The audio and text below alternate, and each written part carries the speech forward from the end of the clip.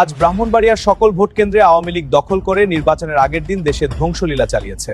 দর্শক দেখতে পাচ্ছেন আওয়ামী লীগ কর্মীরা মুখোশ পরিধান করে ভোট কেন্দ্রগুলো দখল করে এবং হাতে অস্ত্র নিয়ে আপনারা দেখতে পারবেন শেষমেশ সেনাবাহিনীও কিন্তু হার মানে।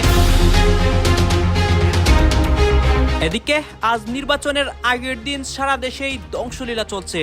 আওয়ামী লীগ কর্মীরা অসংখ্য ভোট কেন্দ্র দখল করে এই নিয়ে ডক্টর ইউনূসের কাঁপুনি শুরু হয়।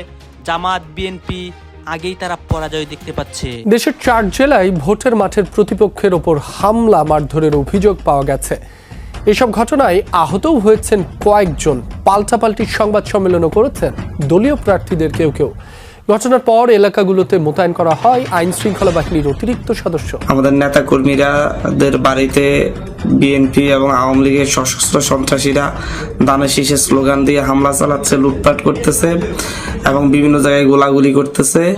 আমরা প্রশাসনের সহযোগিতা কামনা করতেছি। প্রশাসন যাচ্ছে কিন্তু প্রশাসন কাউকে অ্যারেস্ট করছে না। নির্বাচন ঘিরে বিভিন্ন স্থানে হামলার ঘটনা ঘটেছে। ব্রাহ্মণবাড়িয়ার 4 আসনে দর্শক গোপালগঞ্জে অপেক্ষায় রয়েছেন আরেক সহকর্মী মোজামেল হোসেন মুন্না। আমরা তার সাথেও যুক্ত হচ্ছি। মুন্না, আওয়ামী লীগের ঘাঁটি হিসেবে পরিচিত গোপালগঞ্জে নির্বাচনের সার্বিক পরিবেশ কেমন দেখছেন? আইন শৃঙ্খলা বাহিনীর তৎপরতা সেখানে কেমন? আওয়ামী লীগের একটি ঘাঁটি হিসেবে পরিচিত এবং সাবেক প্রধানমন্ত্রী শেখ হাসিনা আসন্ন জাতীয় নির্বাচন বানচাল করার পরিকল্পনা করছে একদল দুষ্কৃতকারী। র্যাবের মধ্যরাতের অভিযানে বিএনপি কর্মীর বাড়ি থেকে 11টি বন্দুক ও বিপুল পরিমাণ অস্ত্র ভান্ডার উদ্ধার করেছে র্যাব। আগামীকাল জাতীয় সংসদ নির্বাচন, এইটাকে কেন্দ্র করে সারা দেশেই আওয়ামী লীগ কর্মীরা অস্থিতিশীল পরিবেশ গড়ানোর চেষ্টা করছে। দেশের বিভিন্ন জায়গায় তারা দখলও করে। বিশেষ করে আওয়ামী লীগের ঘাঁটি গোপালগঞ্জ তারা সম্পূর্ণ দখলে নেয়। অন্যদিকে ব্রাহ্মণবাড়িয়ার অনেক অংশে অনেক কেন্দ্রে আওয়ামী লীগ কর্মীরা হামলা চালায় এবং অনেক নেতা কর্মীদেরও খারাপ অবস্থা করে। আজকে দেখতে পারবেন আজ দুপুরে দেশে যে একটা নতুন পরিস্থিতি হয়, সারা দেশেই কিন্তু এখন কারফিউ জারি রয়েছে। মানে কোনো প্রকার যানবাহন চলতেছে না বা সাধারণ মানুষরাও বাইরে চলাফেরা কম করতেছে। এরই মধ্যে আওয়ামী লীগ এই সুযোগটাকে কাজে লাগিয়েছে। আজকে আপনারা সম্পূর্ণ ভিডিও দেখবেন। এই মুহূর্তে দেশের অবস্থা সবকিছু দেখতে পারবেন এই একটি ভিডিওতে। দেশের 4 জেলায় ভোটের মাঠের প্রতিপক্ষের ওপর হামলা মারধরের অভিযোগ পাওয়া গেছে। এসব ঘটনায় আহতও হয়েছেন কয়েকজন। পাল্টাপাল্টি সংবাদ সম্মেলনও করেছেন দলীয় প্রার্থীদের কেউ কেউ। ঘটনার পর এলাকাগুলোতে মোতায়েন করা হয় আইন শৃঙ্খলা বাহিনীর অতিরিক্ত সদস্য। মঙ্গলবার রাতে নোয়াখালী 6 আসনের 11 দলীয় জোট প্রার্থী আব্দুল হান্নান মাসুদের সমর্থকদের বাড়িঘরে হামলার অভিযোগ ওঠে প্রতিপক্ষের নেতাকর্মীদের বিরুদ্ধে। হান্নান মাসুদের অভিযোগ, বিএনপি নেতাকর্মীরা স্লোগান দিয়ে সংঘবদ্ধভাবে একাধিক বাড়িতে হামলা চালায়। এতে কয়েকজন আহতও হন বলে দাবি করেন তিনি। আমাদের নেতা কর্মীরাদের বাড়িতে বিএনপি এবং আওয়ামী লীগের সশস্ত্র সন্ত্রাসীরা দানের শীষে স্লোগান দিয়ে হামলা চালাচ্ছে, লুটপাট করতেছে এবং বিভিন্ন জায়গায় গোলাগুলি করতেছে। আমরা প্রশাসনের সহযোগিতা কামনা করতেছি। প্রশাসন যাচ্ছে কিন্তু প্রশাসন কাউকে অ্যারেস্ট করছে না। রংপুরে জাতীয় পার্টি এবং এনসিপি নেতাকর্মীদের মধ্যে হাতাহাতি, হট্টগোল এবং অবরুদ্ধ করে রাখার ঘটনা ঘটেছে। মঙ্গলবার সন্ধ্যায় পীরগাছার সরোয়ারতল এলাকায় এই ঘটনা হয়। স্থানীয়রা জানায়, রংপুর সুন্দরগঞ্জ আঞ্চলিক সড়কের পাশে জাতীয় পার্টির প্রার্থী মাহবুবুর রহমানের প্রচারণা চালানোর খবর পেলে তার পথ রোধ করেন এনসিপির নেতাকর্মীরা। বাগবিতণ্ডার এক পর্যায়ে মারামারিতে জড়ায় দুপক্ষ।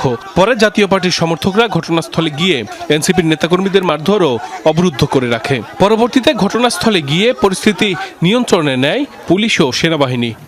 এই মাহবুবুর রহমানের নির্দেশেই এই হামলাটি করা হয়েছে এবং পরবর্তীতে দুজনের মাথা রক্তাক্ত করা হয়েছে, ফেটে গেছে।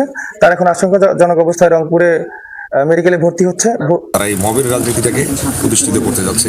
তারা এদেশের নাগরিক যারা আছে তাদেরকে ন্যূনতম নাগরিকত্ব সেবা পাওয়ার যে তাদেরকে অধিকার, ভোট যে সবার করার অধিকার, সেগুলোর বিষয় নিয়ে তারা একপেশে মনোভাব পোষণ করতেছে।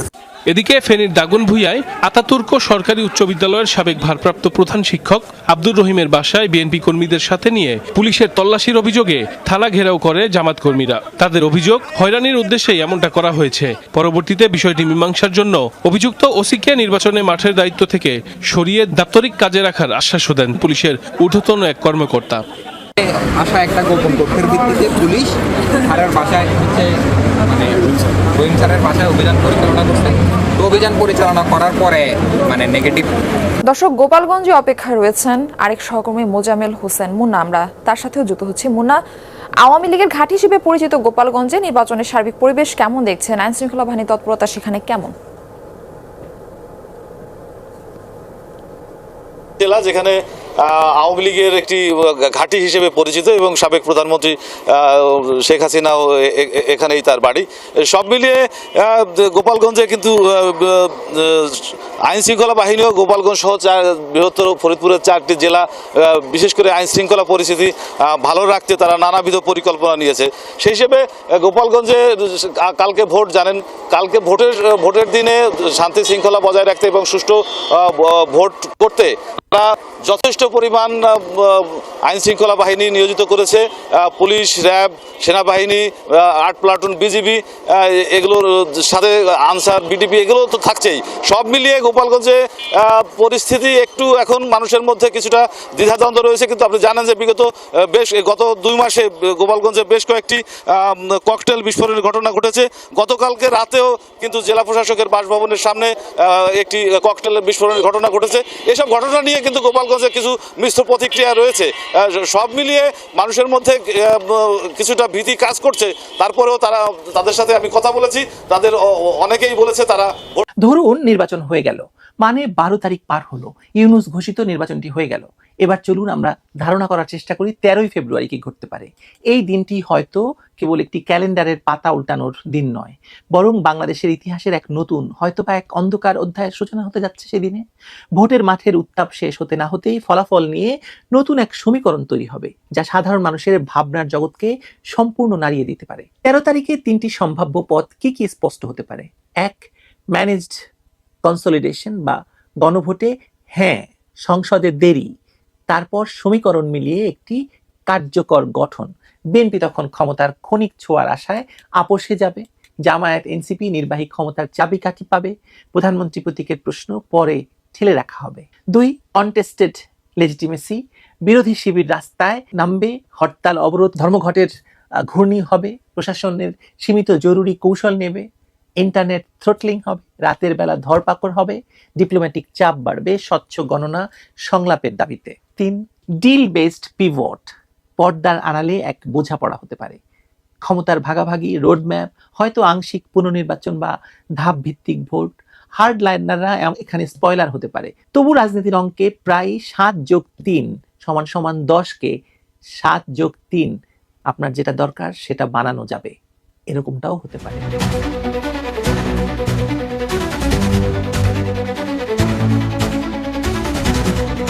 13 তারিখের সকালটা হয়তো শুরু হবে এক অদ্ভুত নীরবতা দিয়ে, যে নীরবতা ঝড়ের পূর্বাভাস দেবে আপনাদেরকে। ইউনূস সরকার যে ছক কষেছে তাতে নির্বাচন কমিশনের ফলাফল ঘোষণা নিয়ে কোনো তাড়াহুড়া দেখা যাবে না।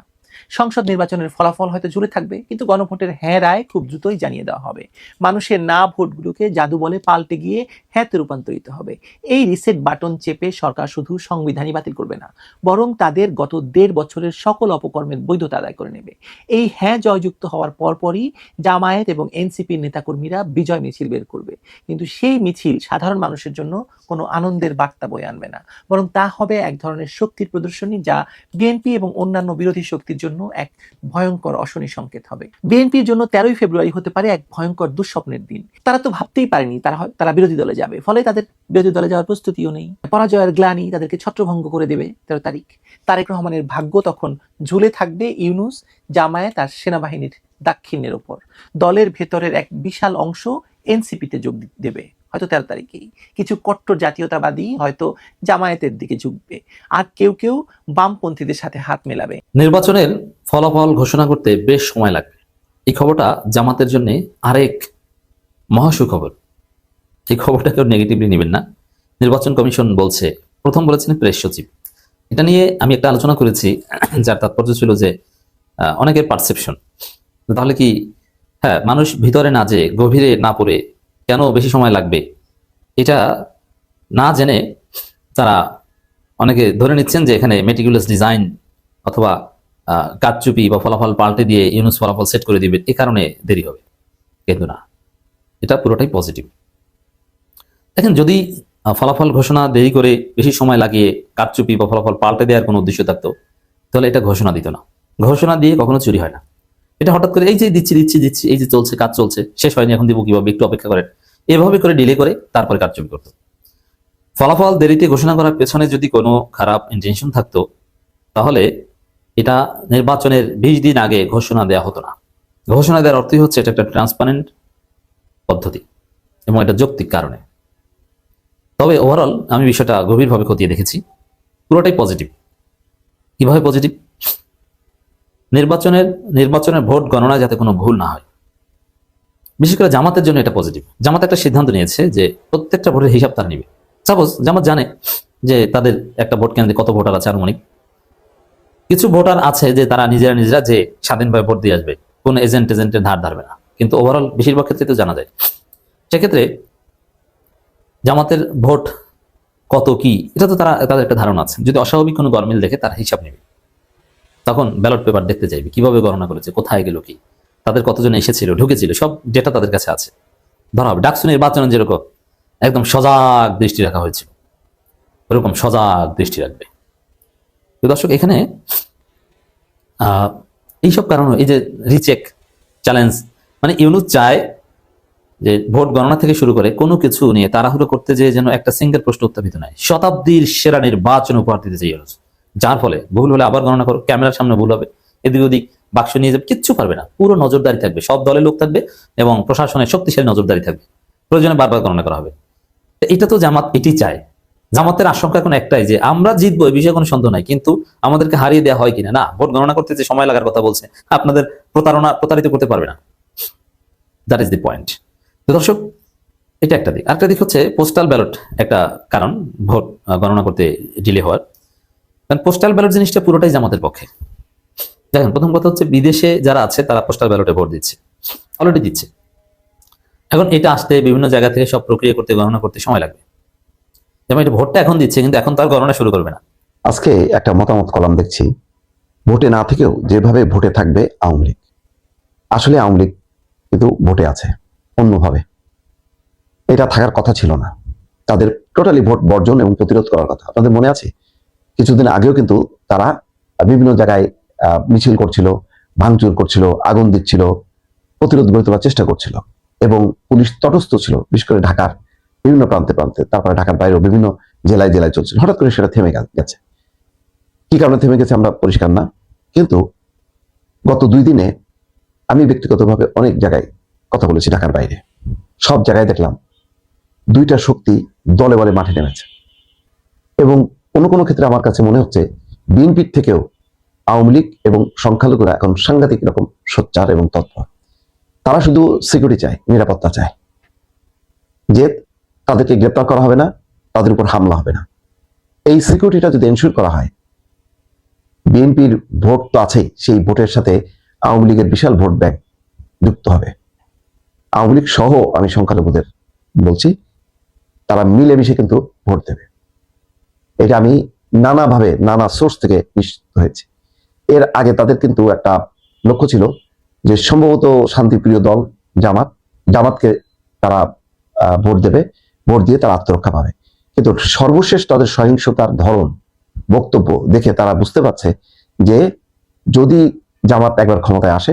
বাংলাদেশে ভোট মানে কি ভয়, আতঙ্ক? ভোট মানে কি সহিংসতা, রক্তপাত, মৃত্যু? এই প্রশ্নগুলোর উত্তর খুঁজতেই চোখ এখন 12ই ফেব্রুয়ারিতে। কারণ বহু বছর পর ভোটের মুখে দাঁড়িয়ে থাকা বাংলাদেশে একটা অদ্ভুত কিন্তু আশাব্যঞ্জক নীরবতা লক্ষ্য করা যাচ্ছে। না সংঘর্ষের কোনো খবর নেই, না প্রাণহানির কোনো শিরোনাম চোখে পড়ছে না, না আতঙ্কে ঢাকার নির্বাচনী প্রচার বন্ধ হওয়ার খবর পাওয়া যাচ্ছে না। বরং শেষ মুহূর্তে আত্মবিশ্বাসী প্রচার, কৌশলের রাজনীতি আর ভোটের অপেক্ষায় প্রহর গুনছে বাংলাদেশের 13 কোটি মানুষ। কেন এই পরিবর্তন?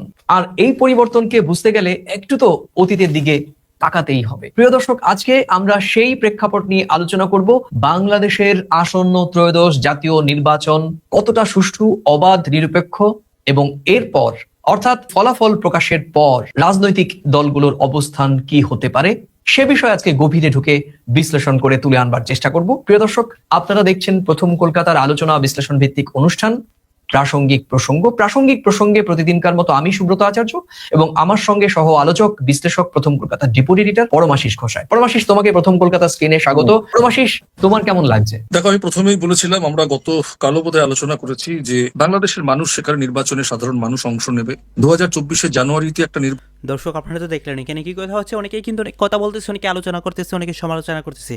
বিশেষ করে আমরা এখানে দেখতে পাচ্ছি দেশের নির্বাচনকে নিয়ে কেন্দ্র করে অনেক কথা হচ্ছে, অনেকে যে অনেক পরিকল্পনা করে বা ব্রাহ্মণবাড়িয়ার বর্তমান অবস্থা, দেশের রাজনৈতিক প্রেক্ষাপটের অবস্থা, এগুলো নিয়ে এখানে কথা হচ্ছে গাইস। এই বিষয়গুলো দেখে এবং দেশের রাজনৈতিক প্রেক্ষাপটগুলো নিয়ে আপনাদের মন্তব্য কি? আপনাদের গুরুত্বপূর্ণ মন্তব্যটা অবশ্যই আপনারা আমাদের কমেন্ট বক্সে লিখে যাবেন। আর হ্যাঁ, তখন আপনাদেরকে আমরা যা কিছু দেখিয়েছি সব কিছু আমরা সোশ্যাল মিডিয়া থেকে সংগ্রহ করেছি, এখানে আমাদের নিজস্ব কোনো মন্তব্য নেই বা আমাদের নিজস্ব কোনো সিদ্ধান্ত নেই।